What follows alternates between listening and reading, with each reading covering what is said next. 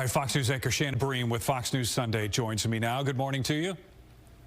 Good to see you, Brandon. All right, we have a lot to cover here. We're now seeing the visuals of the mass deportations that President Trump promised. It's time-consuming, it is difficult, but it is an issue that many pollsters have said helped win him the election.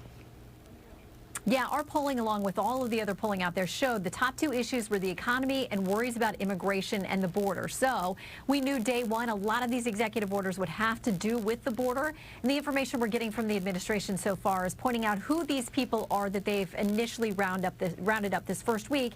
These are people with convictions for things like rape and for murder and all kinds of other things. They say, listen, we're not going after the average person here who has built a life and a family. That's not our priority, although we do believe that they're here illegally. We want to go after the bad guys who should not be roaming this country. The president's efforts to overturn the constitutional protection of birthright citizenship was shut down by a federal judge. What's the president's end game here with this one?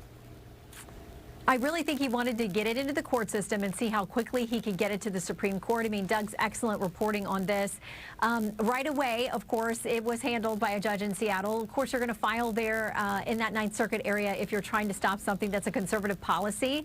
But President Trump may have to go way beyond the courts. This may be a situation where it's decided if you're going to amend the Constitution, you've got to actually amend the Constitution, which is a very heavy lift. It's very rare, but that may be the answer he ends up getting.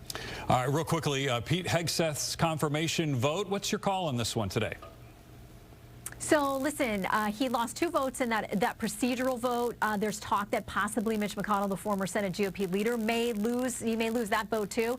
If that's the case, Vice President Vance would come in as the tiebreaker. So I think that Pete supporters feel like he's in good position based on what they know about the voting so far. And then that starts the clock on the next nominee, Kristi Noem, to head up DHS. It's this game we play in Washington. We just burn up as much time as we can to get things done that are probably going to happen anyway. They do play that game.